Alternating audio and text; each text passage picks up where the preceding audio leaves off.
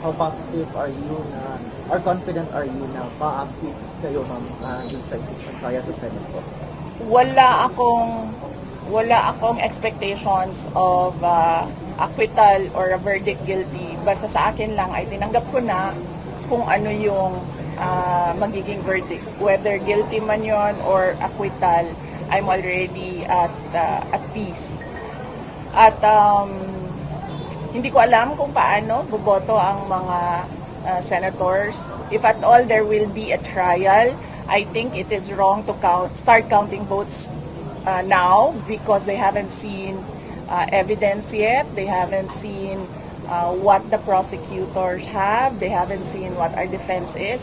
So, parang mali siguro na magbilingan ng boto ng walang trial. Pero, ginagawa siya ng publiko.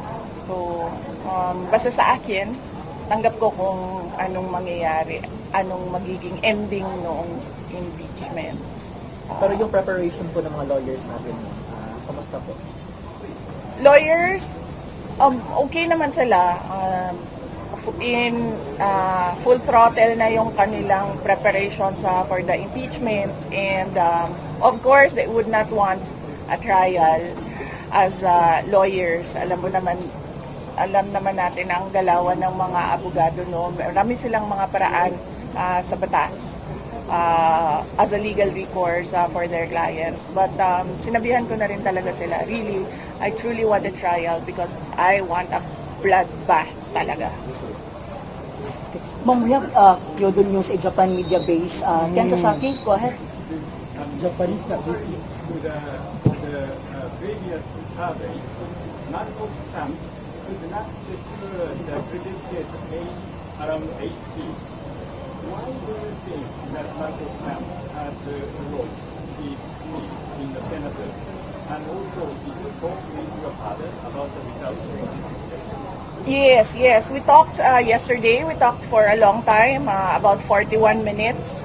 About the results of the elections, both local and national, and I updated him about what are the ways forward with regard to the impeachment and with regard to what we are doing with his ICC case. So he is updated very recently, yesterday. And why do I think that the Alianza senators did not perform well? It's because of the president. The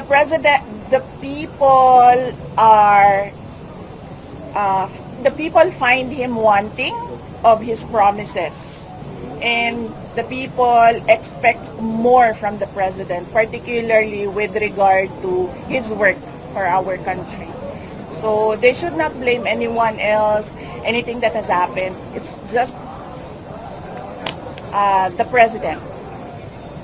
Okay, head next. About the evaluation of the previous president of this election, is he satisfied or?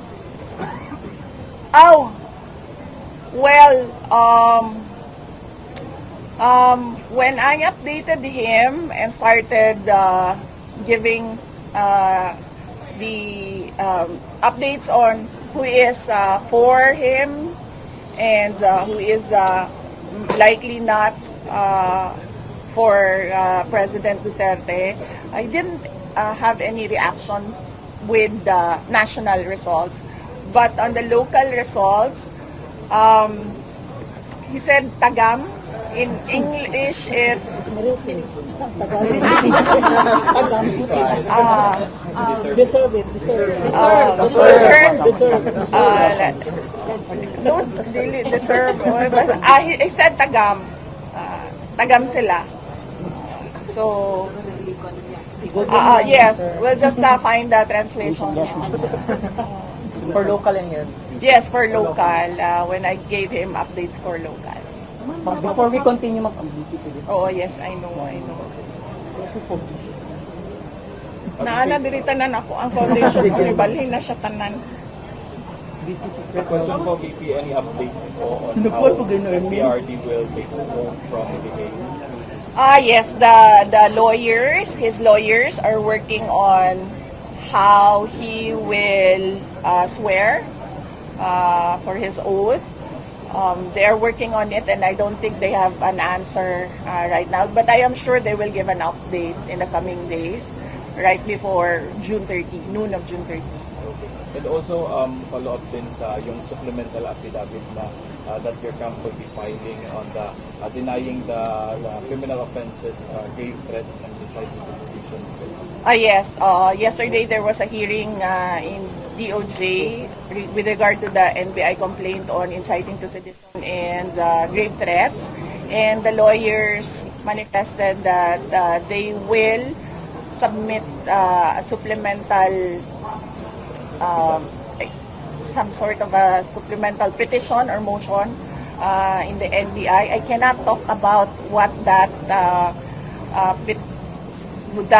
supplemental document will be, but I'm sure you will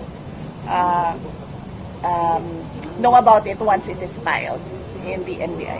Ma'am Ruth, VP, yung assessment niyo po na lahat, almost lahat ng mga key provinces and cities, Manila, Cebu, and Cagayan, Zamboanga, Laguna, nakuha po lahat ng kandidato po natin, PDP. Hindi ko pa nakita yung disaggregated votes. Ang nakikita ko lang is yung total votes. We still have to study siguro kung saan nakakuha ng boto ang PDP laban, so that in the next elections, kung meron man silang senator candidates, ay maayos nila yung kanilang strategy. Dahil sa ngayon na election, ay tumulong lang naman ako sa kanila dahil nawala si dating Pangulong Duterte. Sabi ko nga, noong meeting de avance ng PDP laban, ay tinawag lang ako ng tadhana. Wala naman akong partido. Initially, wala talaga akong plano na sumali din sa kampanya dahil na nga nakakaunpong kong tagam ato ang 2022 elections, So it would be good for PDP to study para kung meron silang senators in the future ay maayos nila yung campaign strategy nila. Mamaya, right, Ma'am Kaisla? Balik sa puntagam na ay nag-comment na now you learn. Para na ilahan ko ay. Ako po siya, sorry, I have to ask this. With the overwhelming result sa election, all the third back natin na nakadao. There are now you are the strongest contender for 2028 presidential. Yes, ma'am. There are also a clamor na nanawagan that 2020. What is your take? As I said, tung 2019, gipangutan ako kung modagan ko og senator, nagsulti ko dili. Tung 2022, gipangutan ako kung modagan ko og president. Sayo ko nagsulti na January of 2021 musulti ko. And I did. Nisulti ko nga dili ko modagan og president. Ang pagdagan ako og vice president were circumstances that happened after the deadline of the filing of candidacy naman ko siya. And sa 2028, gitagaan ko og deadline sa mga supporters na hantod December of 2026. By December of 2026, kung dili daw ko magdesisyon, they will look for other candidates for president in 2028. So, napakoy more than a year. I have more than a year to really sit down and list down the pros and cons, as I did atong 2021 with regard to running for president. Karin Beltran, Hello po, VP. Good morning. As part of your wishes, VP, nga makadaog ang mga senatorial na imong ito, so are you satisfied with the result?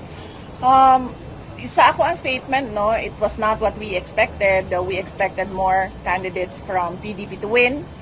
Pero in my heart, they already won. I listened to their campaign speeches. Once lang ko nakapaminaw sa ilahang mga campaign speeches, kanto lang meeting de avance, and I was proud of them. They know what they wanted. They know what they wanted for the country, and they fought for it. So in my heart, they won.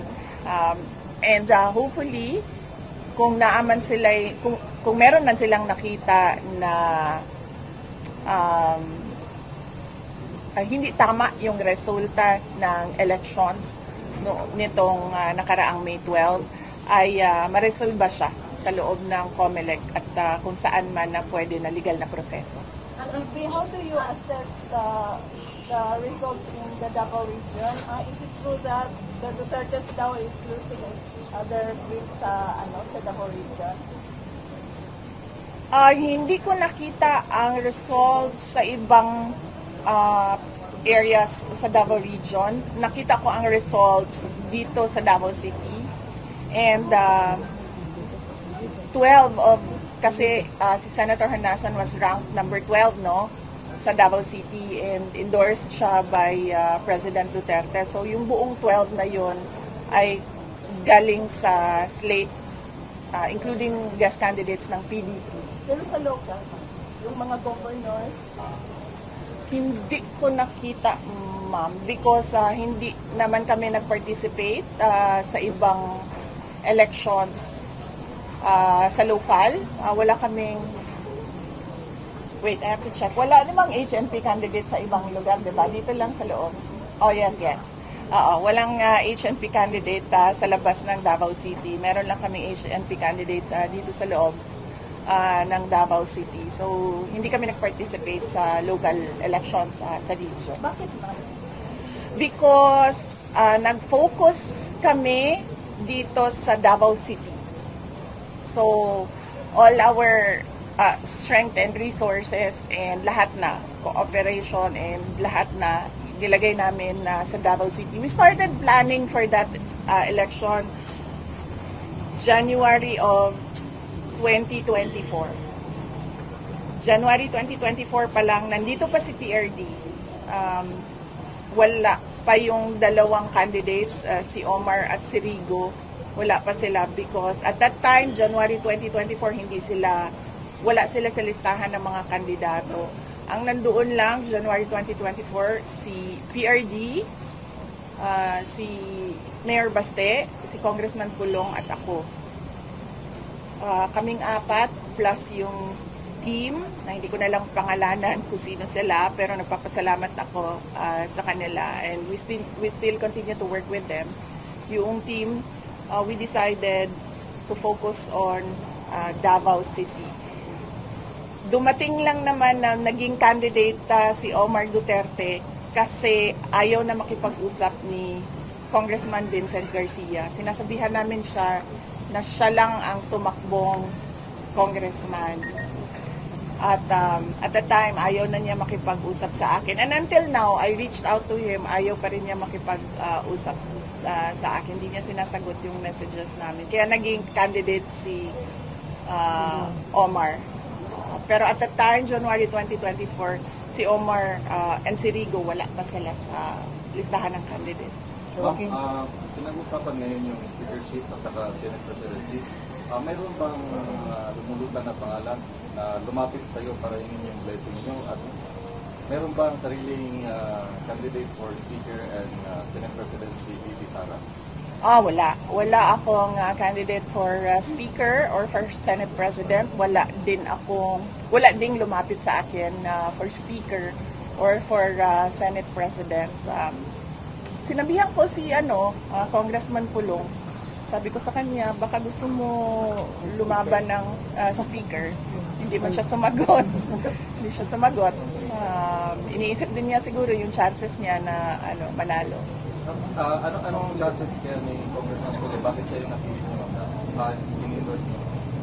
Well, sinabi ko sa kanya, kung hindi ka manalo ng ng speaker, then kunin mo yung minority. Diba? But wala pa siyang sagot. So I guess he's still thinking about it. Siguro, hindi ko alam. Ang sinabi lang niya sa akin kanina, huwag ka makapag-away kasi kagagaling mo lang sa simbahan, sa misa. Another, follow-up ko lang doon sa sinabi niyo about political dynasty. Ano yung formula niyo para magkaroon tayo ng real batas na para sa anti-political dynasty? Siguro immediate family. Hindi ko lang alam if we can extend it up to what degree. But initially, immediate family. Kasi karamihan naman yan usually. Kaya nga nag-aaway-away yung mga magkakapatid kasi usually same line yung mga sumusunod. Kaya din nag-aaway-away yung magkapamilya. So ang pinakauna talaga dyan sa political dynasty is yung some sort of regulation sa pagtakbo noong mga immediate family members nung third termer or incumbent. Sige, Brit, go ahead.